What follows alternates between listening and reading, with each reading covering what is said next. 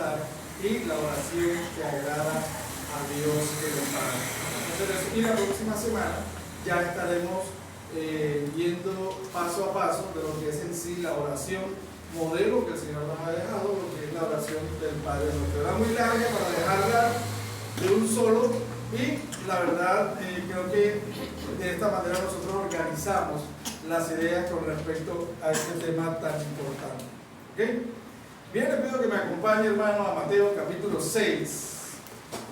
Mateo capítulo 6. Me va a acompañar del versículo 5 hasta el versículo 8. Cuando lo tenga, usted dice amén. Amén. Dice la Escritura: y cuando ores, no seas como los hipócritas, porque ellos aman el orar en pie en las sinagogas y en las esquinas de las calles para ser vistos de los hombres. De cierto os digo que ya tienen su recompensa. Mas tú, cuando ores, entra en tu aposento y cerrada la puerta, ora a tu Padre que está en secreto. Y tu Padre que ve en los secretos te recompensará en público. Y orando, no uséis vanas repeticiones como los gentiles, que piensan que por su palabrería serán oídos. No os hagáis pues semejantes a ellos, porque vuestro Padre sabe de qué cosa tenéis necesidad antes que vosotros le pidáis. Padre bueno, alabamos tu nombre en esta mañana, Señor, y te damos gracias por traernos a este encuentro contigo, a este encuentro con tu palabra. Que tu Espíritu Santo nos ayude, Dios, a tomar esta palabra y hacerla parte de nuestro diario vivir, Señor, a colocarla en práctica, y que otros puedan ver, Señor, por nuestra vida, esa palabra viva que es Cristo Jesús en cada uno de nosotros. Señor, nos encomendamos a tu gracia y a tu Espíritu Santo para que bendiga nuestra vida en esta mañana. Amén. Bien, hermanos, estábamos hablando nosotros la semana pasada acerca de lo que son las prácticas de la vida cristiana, y hablábamos acerca de que no solamente es importante la práctica, sino también la liturgia. No sé cuántos recuerdan esta parte, que muchas veces desechamos la parte litúrgica, la oración, ¿verdad? Decimos, no, eso no se necesita tanto protocolo, o como vamos a ver más adelante, el ayuno, a veces menospreciamos eso, pero más adelante vamos a estar hablando de eso, ¿verdad? Pero esto lo ponemos en una, digamos que como una diferencia de lo que es la práctica en sí de la vida cristiana, lo que se llama la piedad, la consagración a Dios, pero es lo que tiene que ver con nuestras relaciones con los demás. Algunos le dan más énfasis a lo exterior, a la liturgia, a lo que los demás pueden ver; otros le dan más énfasis simplemente a la obra, a la actividad. ¿Okay? Pero vimos la semana anterior, pudimos aprender por la palabra de Dios que estas dos cosas deben ir juntas, que no se puede menospreciar ni la una ni la otra. Lo que necesitamos es ser equilibrados en esto. Sabemos que el enfatizar en la liturgia puede llevarnos al legalismo, puede engañarnos creyendo que por una forma de vestir o de hablar o de andar nosotros somos cristianos. Y otra es ir al otro extremo, donde creemos que simplemente por las obras, por las actividades, por el cumplimiento del ministerio, entonces ya eso es la vida cristiana. Entonces aprendíamos que debe haber un equilibrio en esto, y el ejemplo que el Señor daba en primer lugar de esto es el momento de dar la limosna, en nuestro caso el momento de dar la ofrenda, demostrar nuestra dadivosidad con Dios y con su obra. Ahora bien, el Señor nos habla en esta mañana acerca de otro tema muy importante que tiene que ver con la oración, pero aplicando los mismos principios. Sabemos que el Evangelio de Mateo capítulo 6 nos va a revelar, nos revela a nosotros el corazón del reino del Señor Jesucristo, el corazón del reino del Mesías, una justicia que no es necesario estar exhibiendo, sino que se vive en lo secreto. ¿Cierto? En el versículo 1 que vimos la semana anterior, Jesús establece cuál es el principio, el fundamento principal, el principio rector, y es: la verdadera justicia no busca aplausos humanos, sino la aprobación de Dios. Y la aprobación de Dios se consigue en lo secreto. Lo demás que se hace para el aplauso no más que buscar la aprobación de los hombres. Ese mismo principio el Señor lo profundiza en estos versículos que van hasta el 15, ¿cierto? Una dimensión diferente del dar y que tiene que ver con la oración. ¿Ok? Lo que hace el Señor Jesús a través de este texto completo que va hasta el versículo 15 es justamente corregir motivaciones equivocadas con respecto a la oración. ¿Ya? Muchas veces creemos que nosotros a través de la oración podemos manipular la mano de Dios, podemos manipular a Dios, ¿ya? Hacer lo que Dios quiere o lo que nosotros queremos que Dios haga, ¿cierto? Otras veces utilizamos la oración como una muestra de nuestra espiritualidad, y queremos hacerlo en público para que algunos nos vean. De eso trata justamente esta parte y quiero que estemos atentos en esta mañana. Entonces esa primera parte de hoy la vamos a ver en lo que debemos evitar al orar. El versículo 5 que hemos leído dice: y cuando oréis, no seas como los hipócritas, porque ellos aman el orar en pie en las sinagogas y en las esquinas de la calle para ser vistos de los hombres. De cierto os digo que ya tienen su recompensa. ¿Okay? Aquí hay tres aspectos importantes en este versículo, que vamos a ver tres cosas que debemos evitar, dos cosas que debemos evitar y la recompensa si no evitamos esto. Lo primero que debemos evitar es la hipocresía, ¿cierto? El versículo 5 comenzando dice: y cuando ores, no seas como los hipócritas. Debemos nosotros evitar eso. Jesús, ¿qué hace? Jesús lo que está denunciando es la práctica de orar para ser visto, para que los demás se den cuenta. Alguna vez un hermano en otro lugar me preguntaba a mí: pastor, pero yo veo que tú llegas a la iglesia y no te arrodillas en el altar a orar. Eso es una práctica muy común en las iglesias. Y yo le digo: amado, yo oré en casa. Y va a haber un momento en que tengamos comunión con el Señor en oración con todos los hermanos de la iglesia. Pero si yo vengo corriendo a la iglesia, llego temprano a arrodillarme, no sé, espero que no sean todos los casos así, creo que no son todos, pero me da la impresión de que no ha orado. Realmente no ha tenido un tiempo de intimidad con Dios. Y lo que es más delicado, tal vez, usted está hablando allí para que los demás vean que usted es intimidad. Amén. Amén. Eso es realmente lo que el Señor está tratando de que nosotros evitemos.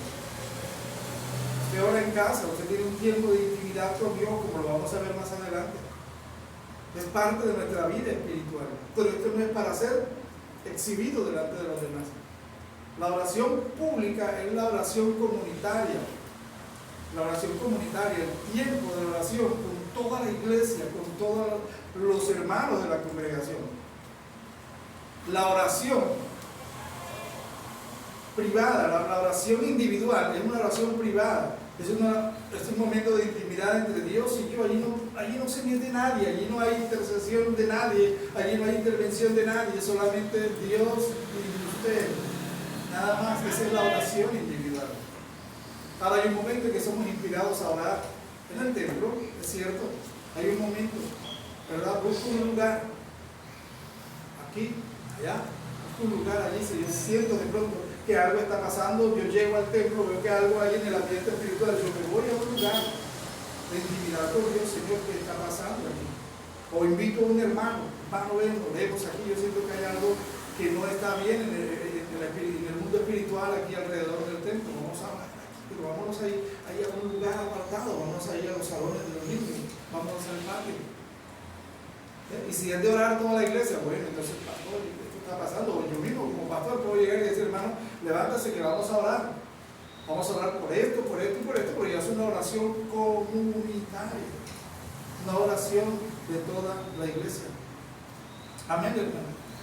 Entonces vamos a ir colocando cada cosa en su lugar. La intimidad con Dios se vive allá en el aposento cerrado, en la puerta cerrada, como el Señor nos enseña a nosotros. ¿Ok? Pero muchas veces la oración se convierte en un espectáculo cuando se busca la aprobación de los demás. Cuando queremos mostrar cuán espirituales somos a los ojos de los hombres. ¿Ok? Ahora, lo primero que debemos evitar entonces al orar es la hipocresía. Lo segundo que debemos evitar es el deseo equivocado de ser admirados por los hombres, porque ellos aman el orar en pie en las sinagogas y en las esquinas de las calles para ser vistos de los hombres. Quiero que vayamos a un ejemplo sencillo en Lucas capítulo 16. Lucas capítulo 16. Vayan allí, el libro de Lucas, capítulo 16.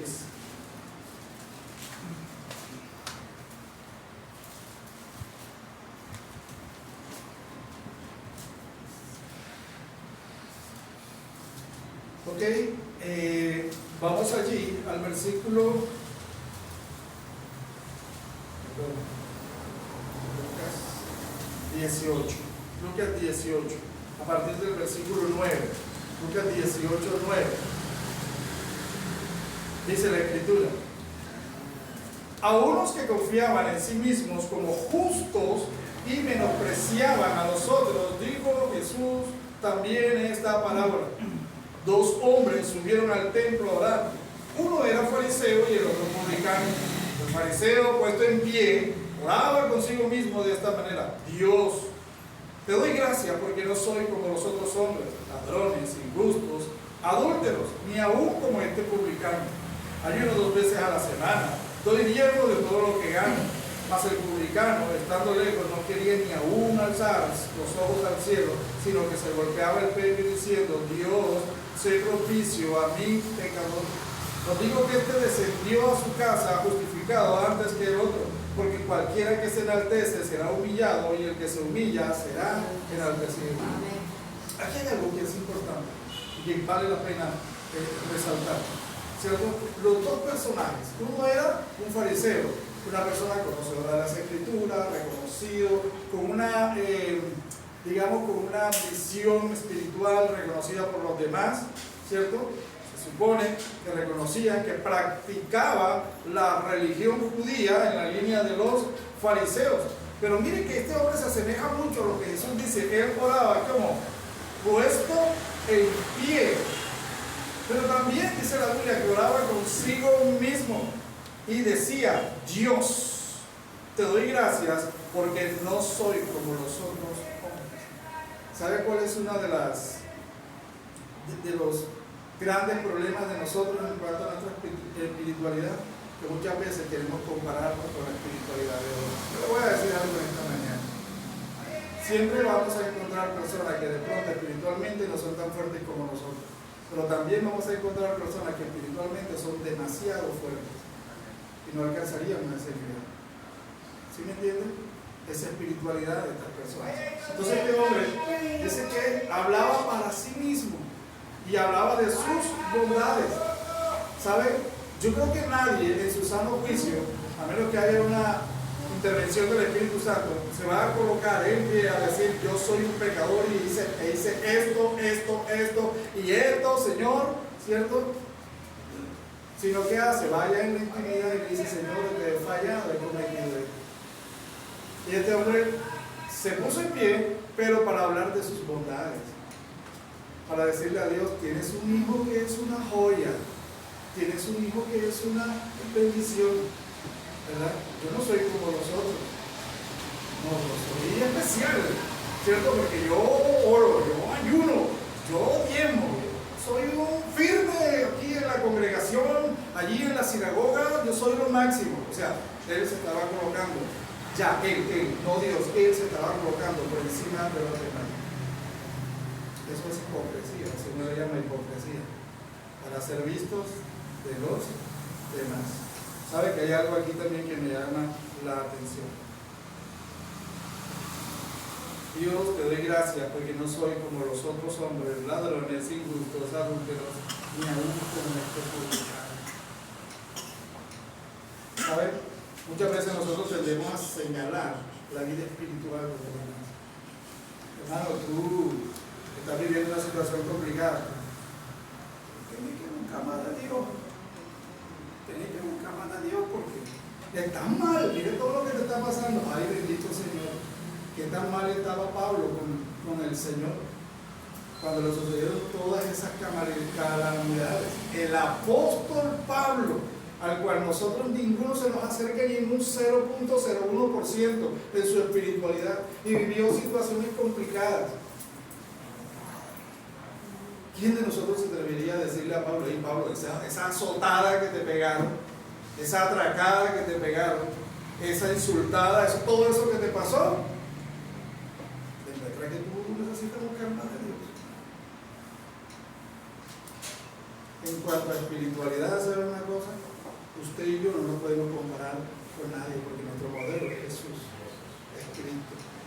Si con alguien que puede compararnos es con Cristo, ¿de qué puedo aprender para alcanzar la estatura del varón perfecto?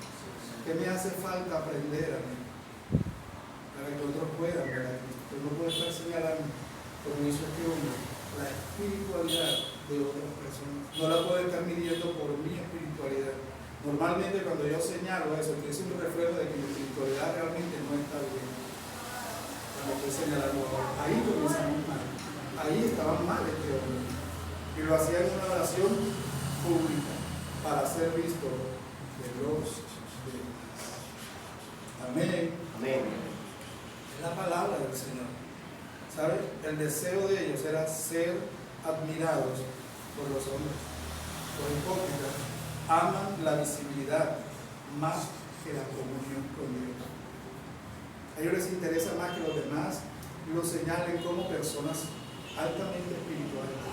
Hermano, tremendo en oración. Conocí un caso de un hermano de otro país, de otra nación, venido de misionero a una de las iglesias, algún tiempo por allá. Y el hombre decía que oraba, pasaba una noche orando. Y entraba al cuarto que le asignaron a él, hermano, después de 10 de la noche, y el hombre ahí de rodillas. Y pasaba a la 1 de la mañana y él estaba ahí de rodillas. Y pasaba a las 3 de la mañana y él estaba ahí de rodillas. Y usted decía, caramba, este hombre sí tiene una espiritualidad impresionante. ¿Qué tiempo de oración? Desde que hora estaba roncando, no sabemos, acostumbrado a dormir arrodillado. Pero estaba de rodillas.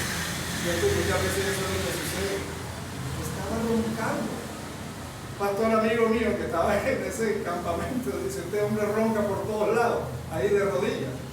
Imagínense. Se mostrando una espiritualidad que no es real, que no es verdadera.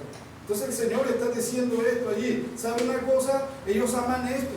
Aman ser vistos, aman ser aplaudidos, aman ser reconocidos, aman ser presentados como los más espirituales de la sinagoga. Pero ¿sabe una cosa? Hay algo más terrible, y ellos tienen su recompensa. Termina diciendo el versículo, de cierto os digo que ya tienen su recompensa. ¿Sabe cuál es su recompensa? El reconocimiento humano. Ya no necesitan el reconocimiento de Dios. Ya recibieron el aplauso de las personas, ya recibieron el diploma, lo que sea, ¿cierto?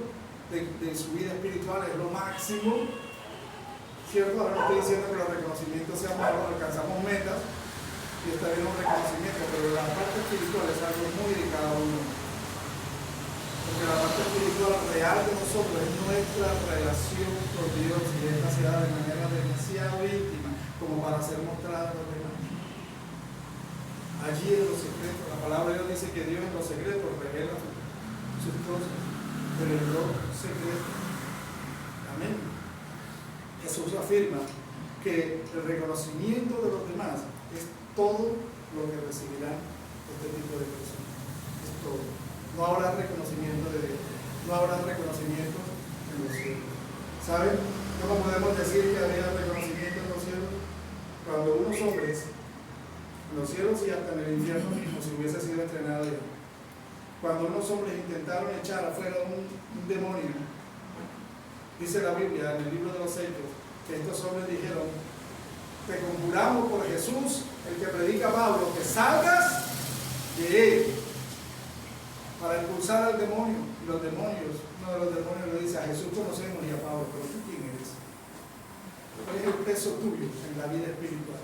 ¿Tú quién eres? A Jesús conocemos y a Pablo, que oran en la intimidad. El Señor se apartaba para orar, para tener tiempo de intimidad con el Padre. El Señor oraba en comunión con sus discípulos, pero se apartaba, buscaba la intimidad porque no necesitaba el reconocimiento de las personas. Su espiritualidad no era para ser reconocido de los demás. Para estas personas no hay recompensa celestial y lo peor, no hay comunión verdadera con Dios. Esta frase o esta parte última del versículo está implicando también que Dios no va a responder a oraciones motivadas por la vanidad, por el deseo de sobresalir nada más, ¿cierto? Porque Dios no es instrumento de nadie para darle gloria a alguien que no la merece, para darle honra, porque la gloria no es de Dios. Usted puede ser honrado por Dios, Dios puede honrarle a usted por su fidelidad, pero no va a recibir ninguna honra de parte de Dios porque ya la recibió de parte de todos los hombres. Entonces esta parte nos va a recordar a nosotros que Dios no se va a dejar impresionar por apariencias, sino que va a responder a la sinceridad. Si yo oro para ser admirado, yo obtuve lo que buscaba. ¿Qué buscaba? La mirada de otros, que otros vieran que yo soy muy espiritual. Pero si oro para encontrarme con Él, entonces recibo lo que realmente necesito: su presencia, su guía y su paz. ¿Sí? Ese es el que quiere, el que desea que su recompensa sea Dios mismo en su vida. La presencia de Dios es la mejor recompensa que podemos tener con nuestras oraciones.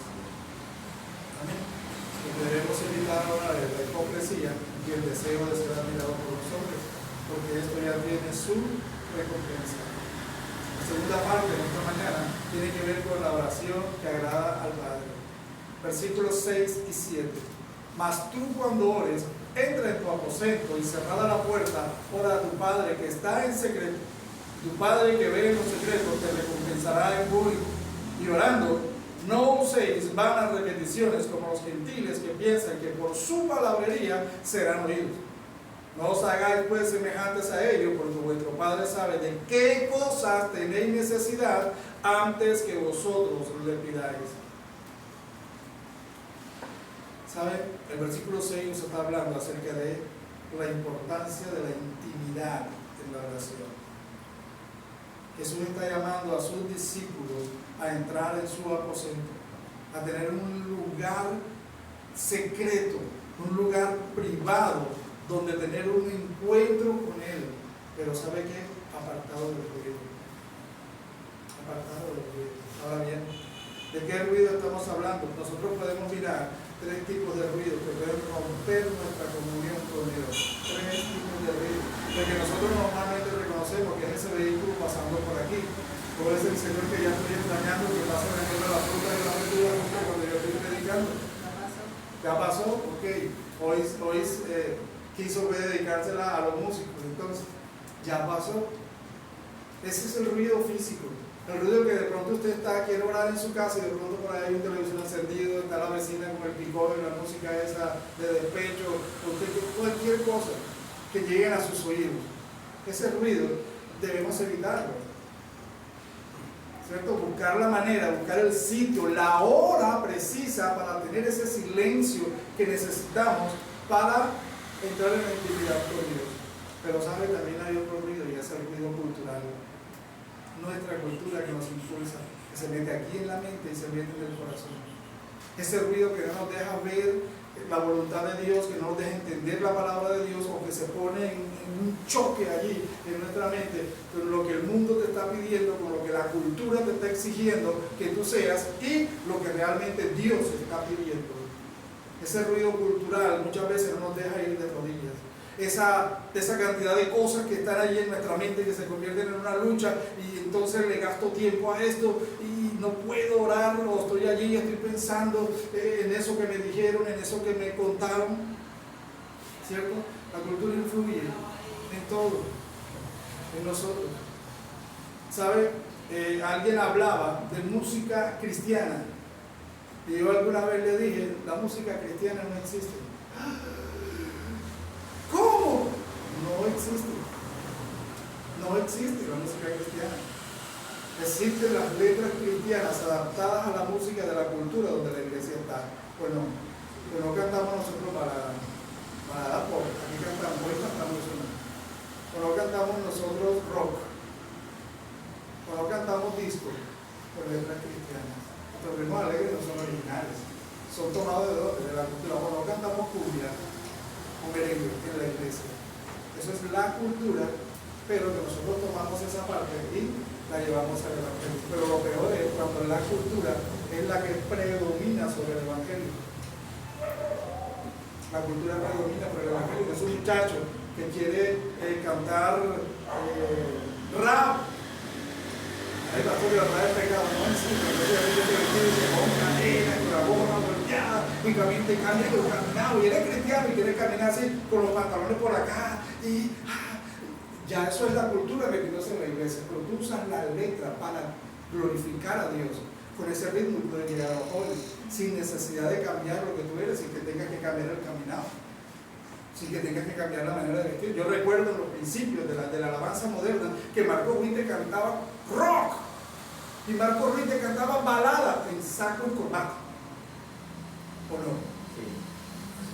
Y adorábamos al Señor. Ahora digo que aquí vamos a estar en saco y corbata, porque parte de nuestra cultura dice, pastor, usted está como raro, usted no se pone corbata así, sino algunas veces, ¿sabe? Nuestra cultura es diferente, nuestra manera de vestir es diferente. Es diferente, sin ofender a Dios, sin llegar a ofender a Dios. ¿Sí me entienden? Es eso. Pablo dice, me hice a los gentiles, me hice como un gentil a ver si podía ganar a algunos gentiles, me hice como el judío, me hice como este, para tratar de ganar a algunos, para traerlos al Señor, pero sin llegar al extremo de cambiar lo que son, de vender lo que son. El ruido cultural, ese es el que muchas veces nos roba la intimidad con Dios. Es un ruido. Pero hay otro ruido físico, ruido cultural, y hay un ruido terrible que nos roba la intimidad con Dios, y es el ruido emocional. Las preocupaciones, los sentimientos equivocados. Vamos a la presencia del Señor y no le entregamos nuestras emociones. No somos capaces de decir, Señor, me siento así, ¿sabe qué? Me siento así y no está bien. Me siento golpeado, me siento despreciado, me siento así, y esto no está bien porque yo soy un hijo tuyo. Yo renuncio a eso. Yo renuncio a lo que la gente dice que yo debo ser. No puedo dejar en Cristo Jesús que eso rompa mi comunión con Dios, dañe mi oración al Señor, mi momento de intimidad, porque no sabemos manejar nuestras emociones. Hay un ruido emocional. Vamos allá de rodillas. Ay, Señor, Padre bueno, yo esta noche, esta mañana yo te alabo y te bendigo, Señor. No sé dónde voy a sacar palabras para pagar el recibo de la luz, Padre, ¿cierto? Entonces nos viene la incredulidad a la mente. No tengo, Señor, no hay posibilidad, voy a ser avergonzado. ¿Sí me entiende lo que quiero decir? El ruido de las emociones roba nuestra intimidad con Dios. Dejamos que las emociones estén por encima de la importancia que tiene llegar a la presencia de Dios en silencio, estar quietos y escuchar, dice Jehová, quieto, en silencio, dice la palabra de Dios. Porque cuando cerramos el aposento es para tener intimidad con Dios. Y si hay una carga emocional, cultural, la que sea que tú tengas, y si va a orar es para tomar el pedido de Señor, aquí tengo esto, yo con esto no puedo. Está por fuera de mis fuerzas humanas, ¿sabes? En mi carne yo no puedo, pero tú debes ser todopoderoso. Yo te voy a proponer un cambio esta mañana, Señor, esta noche. Yo te voy a entregar esto y tú me vas a dar tu paz. Es lo que yo necesito. Amén. No podemos impedir que el ruido de todo tipo robe nuestra intimidad con Dios. Robe la intimidad de la oración, que es un tiempo con Dios, y allí no debe entrar más nadie. No debe ingresar absolutamente a nadie. Yo me he despertado en la madrugada y he visto a mi esposa arrodillada orando, y yo trato de salir allí escondido, porque es su tiempo con Dios, es su intimidad con el Señor. Yo no puedo interrumpir eso. No sé qué tiene ella que decirle a Dios, o si en ese momento está esperando que Dios le diga algo. Es su momento especial con Dios. Allí no puede entrar nadie. En su momento nadie puede entrar. Es un momento de solo usted y Dios. Es como ese momento en el que Jacob, cuando sabía que su hermano venía con intención de matarlo, que venía con un ejército enorme, él tomó y dividió su campamento en dos. Ustedes se van para allá y ustedes para acá, y yo aquí me quedo solo. y me quedo solo con Dios. Echó todo a un lado porque necesitaba intimidad con el Padre. Hay momentos hasta que a la familia tenemos que dejarlo a un lado. Dejarlo a un lado porque necesitamos. Si hay un problema en la familia, si hay un problema económico, necesitamos ir en el que puede dar la solución, la paz, la tranquilidad, la estrategia, la sabiduría para poder solucionar esto. Y es en la presencia de Dios. Amén. La puerta cerrada simboliza el retiro del mundo para encontrarse con Dios. Tener la intimidad con Dios. ¿Sabe? El Padre que está en lo secreto se revela en lo secreto. Escucha en lo secreto y recompensa en público. Ese es nuestro Dios y eso está a través de toda la Escritura, a través de toda la palabra. Amén. Ahora el versículo 7 nos habla acerca de la autenticidad frente a la palabrería. Dice: llorando, no uséis vanas repeticiones como los gentiles que piensan que por su palabrería serán oídos. Una vez estábamos en un ayuno, en la iglesia donde yo nací, en la iglesia madre. Vamos allí, tenemos como 6 semanas, orando, ayunando. Y de pronto llegó una señora de la calle que decía que asistía a la iglesia. La señora llegó y agarra a esa señora a orar, pero por la voz de encima de todo el mundo y a decir una cantidad de cosas. Y madre, yo te digo, Señor, y te digo, en el nombre de Jesús, Padre mío. Y repite lo mismo. Es el error de pensar que por repetir una y otra vez vamos a ser escuchados por Dios. Dios no es sordo. Dios no tiene problemas de sordera. Nosotros tenemos problemas de sordera porque no hemos aprendido a escuchar la voz de Dios en medio de las situaciones, de las circunstancias. Pero Dios no es sordo. Amén. Él le va a escuchar. Y Dios le va a escuchar en la intimidad. No necesita pararse en mitad de la iglesia y decir una cantidad, son unas oraciones largas y extensas, porque eso no nos garantiza que Dios nos va a escuchar. La oración ni es fórmula, ni es un espectáculo, es un diálogo sincero con Dios. Es un encuentro diario con el Padre. Mire, cuando la próxima semana empecemos a estudiar ya la parte del Padre Nuestro en sí, de la oración modelo, vemos cómo empieza. Padre, Padre nuestro, Padre, se rompen todos los esquemas. No es el Dios lejano sentado en un trono y yo por acá asustado por el juicio. No, es mi papá con el que voy a hablar. Es mi papá. Debe haber una confianza, ¿cierto? Debe haber sinceridad, porque voy a hablar con papá. Papá me entiende, me conoce desde que estaba en el vientre. Sabe lo que siento, lo que tengo, lo que sufro. Padre, yo necesito ir a una palabrería y gritería que todo el mundo me escuche para hablar con mi papá. Y voy a coger el micrófono. Yo me imagino a David cogiendo el micrófono. Papi, necesito que me ayudes en esto, y poner el micrófono para toda la cuadra para que lo escuchen. Si él va a hablar algo conmigo y dice, viejo, yo te voy a comentar algo. Así es, ¿cierto? Y hablamos como en la intimidad, padre, hijo, y así es con Dios, hermano. No necesitamos esa gritería para ser escuchados por Dios. No necesitamos esa repetidera para ser escuchados por Dios. Necesitamos más intimidad con Él. Debemos ser auténticos. ¿Sabe? Dios no se va a mover por la cantidad de palabras, sino por la autenticidad del corazón del que está hablando. Ese corazón humillado que reconoce a Dios, yo no puedo con esto. Humíllate a ti, esto es más grande que yo, pero no es más grande que yo. Esta situación es más grande que yo, no puedo con ella, pero no hay nada más grande que yo. Por encima de esa situación, por encima de esa crisis, por encima de esa enfermedad, tú estás, porque eres el Dios Todopoderoso. Amén. ¿Sabes? Termina diciendo, y termino con esto: no os hagáis pues semejante a ellos, ojo con esto, porque vuestro Padre sabe de qué cosas tenéis necesidad antes que vosotros les pidáis. Se ora con la confianza en el conocimiento y el poder del Padre.